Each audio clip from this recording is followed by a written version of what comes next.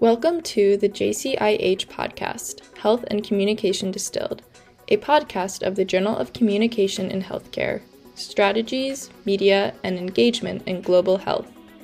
Each 10-minute episode features conversations with our authors on translating their research findings into practical and policy recommendations that will ultimately improve patient, community, and population health outcomes.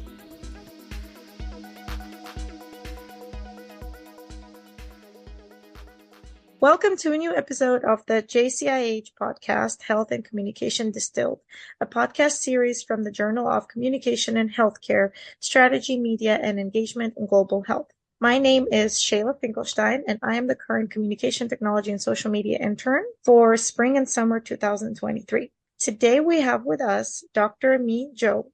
We are discussing her journal article, Testing the Effectiveness of Narrative Messages Using Critical Health Communication, which we published online on March 15th, 2023. Greetings, Dr. Zhou. Thank you so much for being here with us today. Would you like to start by introducing yourself a little more to our listeners and also summarizing the study in a few words? Of course. My name is Zhou. I am an assistant professor in the Department of Nutrition, Food Science, and Packaging at San José State University here in California. Our publication is about testing the two type of narrative messages in improving people's critical health communication.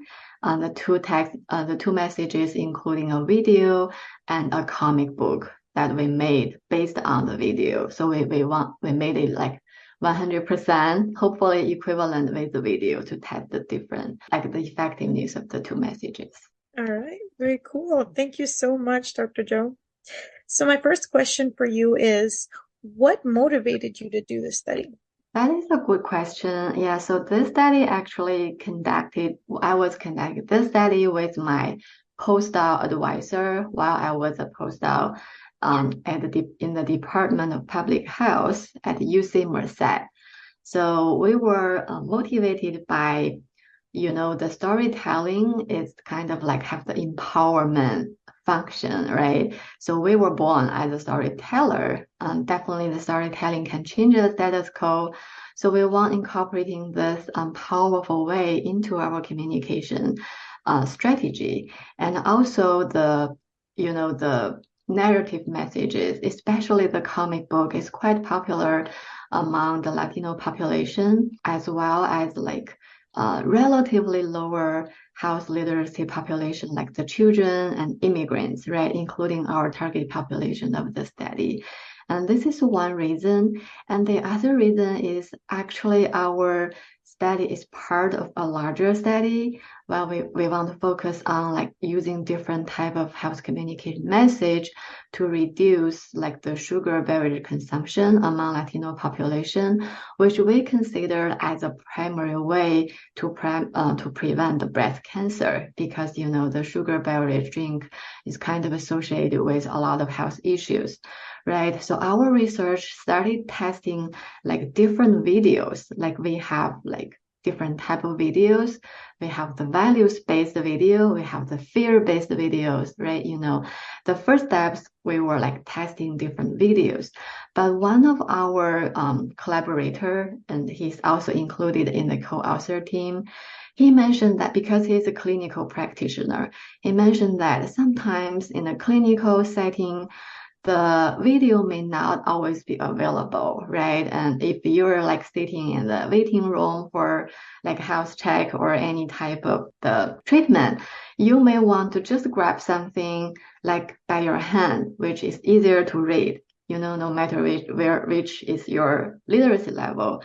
So we were thinking maybe it's better to also test, another format or another mode of the message comparable with the video message. That's why we kind of made this, this comparison of our research. I hope that makes sense. Yeah, no, that makes a lot of sense. That's really, really cool. I had a Coca-Cola earlier and I feel guilty about it. All right. So my next question is, in your study, you mentioned that nutrition communication strategies typically focus on individual change, overlooking the importance of social and environmental context in dietary behaviors. How important is the social and environmental context in promoting health behavior? I'm not like trying to say our studies kind of emphasize individual behavior change, but it's based on my research as well as a systematic review. Like we found like most of the health behavior change research kind of focus on individual behavior change, like you should eat less meat, or you should eat more fruits and vegetables, or you should do more physical exercise. But I don't know if you're familiar with some like framework or models in our public health field. So according to that social ecological model, like our humans' behaviors were kind of shaped by different level factors, right? We have the, like, of course, start from the individual level, like is our own behavior, right? After that, we have like the interpersonal, which are like our behavior kind of influenced by our family members, friends, right? And the upper level, we have the like community level or like social level and policy level. You can see from this model, those level are like more powerful, like in shaping people's behavior. I'm not trying to emphasize it's not important to focus on individual behavior change, but for like example, as I mentioned before, you want people eat a lot of fresh fruits and vegetables. What about people living in a food desert area? They have no access to those like right food source, or like they couldn't afford to this type of like food, which are expensive, like fresh fruits and vegetables, right? And also you do physical activities. What about if they live in a like built environment that is not very safe for them to like do exercise outside, or like in the home there are so many things going on because of their like social status, which limited their like time and space to do exercise.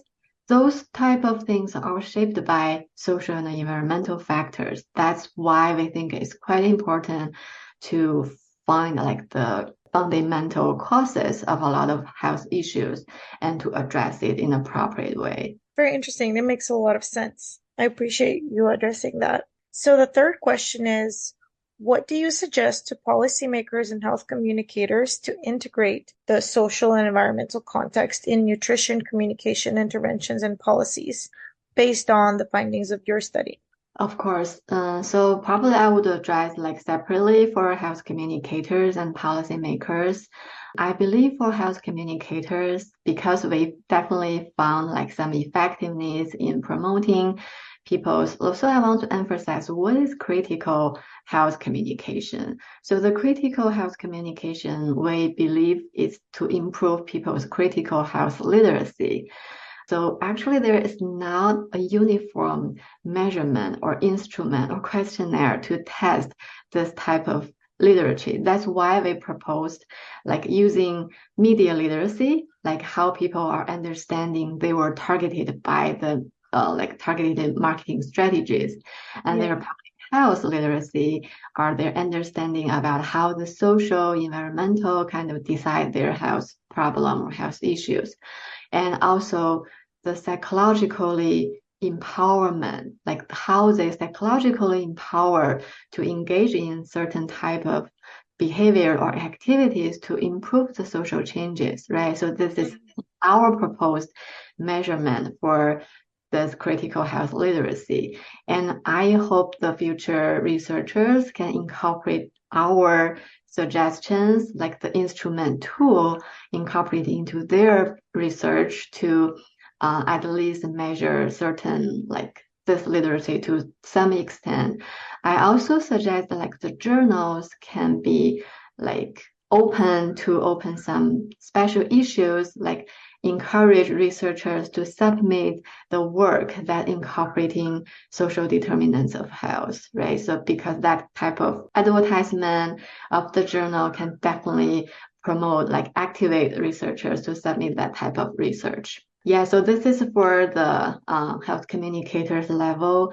And for policy level, we know it's hard to make any policy change, but Yeah. at least we can do advocacy or using our research to emphasize how our research can be make contribution to the policy. Like back to my PhD study, my advisor at the first day, like she mentioned, your research should make three contributions: knowledge, framework, and policy. Not a lot of researchers realized how important their research can use to imply policy. This applies to different level of research, right? Even though you're doing clinical research, there's always a way that you can make to contribute to policy change, right? So this is I want to say advocacy activities, right? Or using our research finding to imply policy change. So this is my answer for your question. What's the best approach to reduce health inequalities and address communication needs for minoritized groups such as Latinx? Yeah, so I actually already mentioned a little bit about it. So I think I would say here more specifically and how we're going to do. I think for the first point I'd like to mention is we can engage the community leaders and members into our research. Actually, there's a lot of things going on called CBPR, right? So using community-based research method. Sometimes we underestimate how important the community members can contribute to our research, because by doing that, we're understanding more or better about their challenges or obstacles or their values and beliefs about any type of behavior change. So definitely engaging with the community leaders and members. Right after that, we want to develop tailored health message to resonate more with our target audience cultural background and their lived experience. Take our research, for example. So both of the video and our comic book, we incorporated the feminism, right, and the respect, and also the social justice. Those are all values belongs to the young people of minority or marginalized population. So we incorporate all this values to tailor the message to make it more resonate with the target population. And also after that, we want to promote health literacy, including both the individual literacy, as I mentioned, it's also important, as well as the critical health literacy as we proposed, which is even more important, right? So the different levels, literacy, the knowledge is power, the higher level of health literacy definitely empower them to make better, more tailored behavior change, right? And the last step is, again, advocacy for policies to address the systematic barriers to healthcare access or other social determinants of health. As we're coming to a close here, do you have any closing thoughts that you would like to share with us? I would like to emphasize the importance of continuously evaluating and refining our communication approaches based on my research and other researchers' findings to meet the needs of the diverse population, right? Narrative message is one way, and culturally tailored is one way, and probably different type of modalities one way, or other researchers may incorporating other type of research strategies.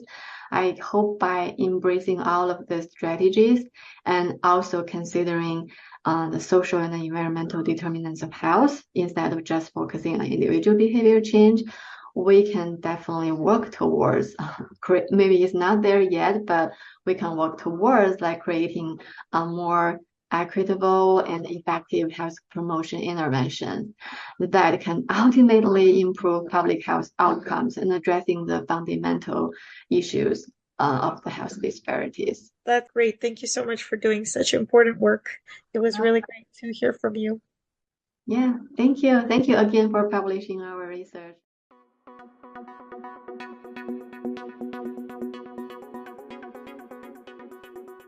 Thanks for listening to the JCIH podcast, Health and Communication Distilled, a podcast of the Journal of Communication in Healthcare, Strategies, Media, and Engagement in Global Health.